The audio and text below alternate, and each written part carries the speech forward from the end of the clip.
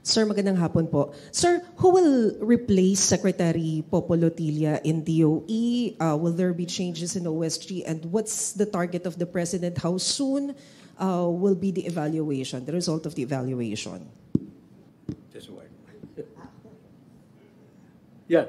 DOE will in the meanwhile be in the hands of an acting secretary, One of the undersecretaries, si former Congresswoman Sharon Garin. Any of the undersecretaries could have been chosen to become the OIC, but I think, okay.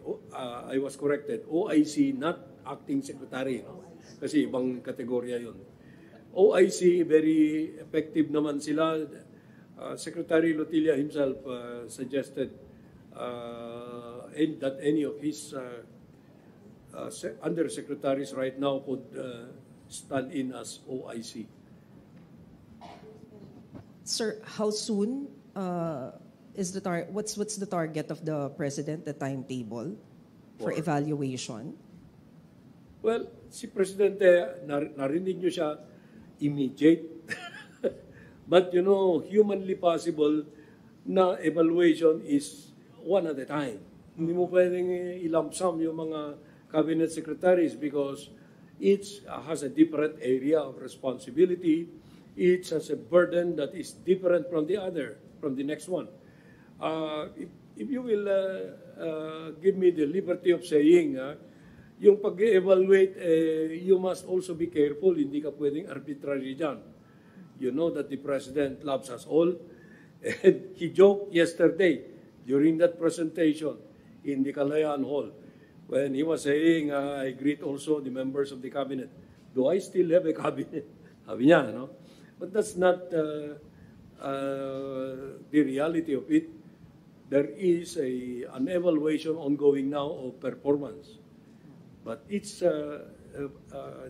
cabinet secretary will be evaluated depende sa tasks, depende sa goals ng kanyang department or agency. Sir, former ES Vic Rodriguez said that there's no need for courtesy resignation, to call for courtesy resignation of all cabinet secretaries because the core problem is the President himself. Optics lang daw. Alam mo si Vic Rodriguez, daldal ng daldal yan eh.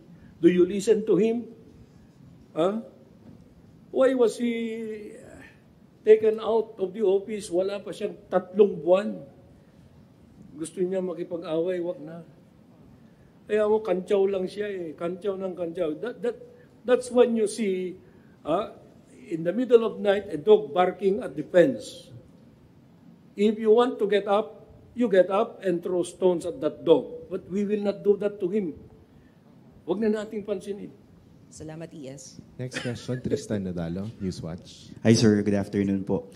Sir, based dito sa initial na results nung evaluation po, baka lang may perception yung tao walang bagong pumalit or parang new breed na dinagdag. Are we expecting the President na may mga idadagdag siya talagang wala doon sa initial na list, sir? Yes, alam mo, mahirap natin i-prejudge yung actions that will be taken.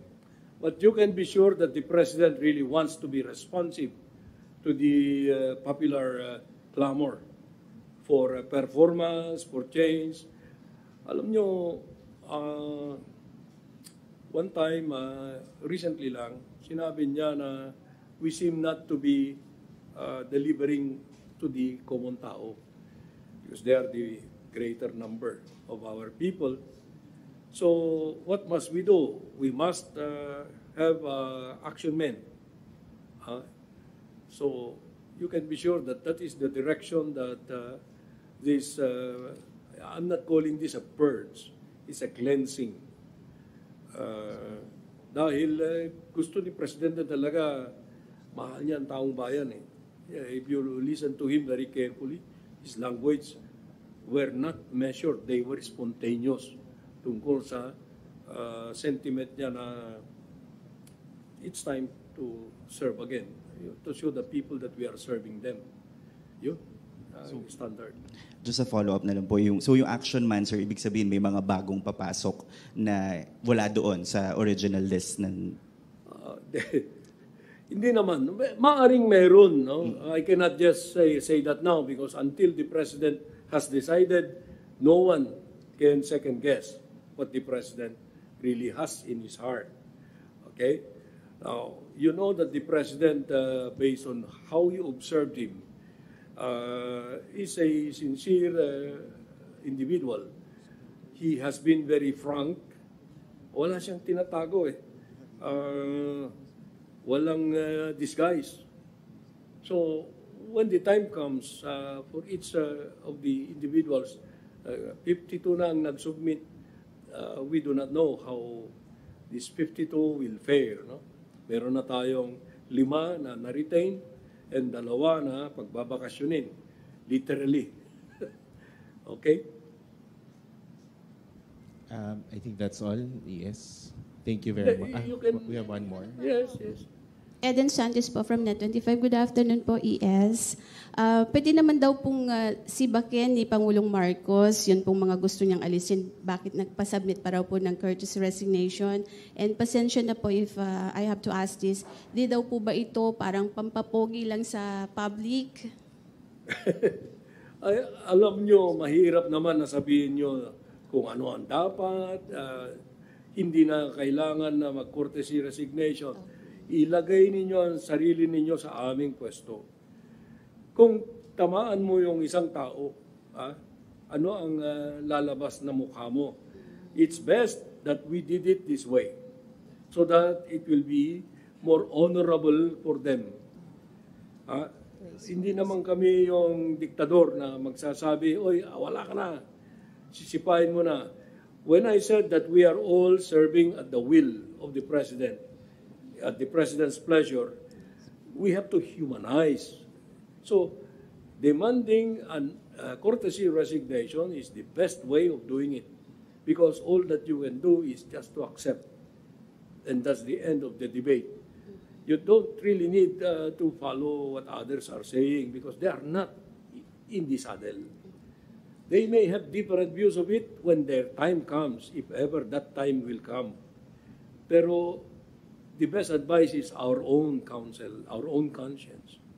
A quick follow-up lang po. Can you consider it as a failure po on the part of the President na nakapaglagay po siya, nakapagtalaga ng mga official na underperforming or not performing well? And meron po ba tayong timeline kung kailan po mararamdaman ng ating mga kababayan itong mas maganda at maayos na serbisyo sa public sa mga bago? Dalawang tanong yan. Yung unang tanong mo, ikaw ba pag meron kang niligawan, alam mo ba na may... Ibig sabihin, no, at the start, you do not know how this guy will perform. So that's more or less a very... hindi ko masabi kung anong tanong yan. Yung pangalawa na tanong mo, ano na ba yun? Mararamdaman, kagad. Wala nang iba eh. Kung ang trabaho mo ay mag-deliver ng tinapay, deliver ka ng masarap na tinapay. Ganun lang. Hindi naman pwedeng, oy, bukas pa. Wag. Ngayon na. Kasi taong bayan naghihintay. Thank you very Kala ko, much. tatanungin mo na naman yung political. Thank you very much, Executive Secretary Lucas P. Bersamin, Malacanang Press Corps, Undersecretary Cervantes, Sige na, and okay lang. Time is up. Yes, Then marami pa naman, you will have more opportunities when more action will be coming. Okay. One last question daw. One last question, sir, from Alvin Baltazar of Radyo Pilipinas. Yes, magandang hapon po. Yes, pwede po bang malaman yung composition ng review committee na sumisiyasat doon sa performance evaluation ng ating mga members ng cabinet?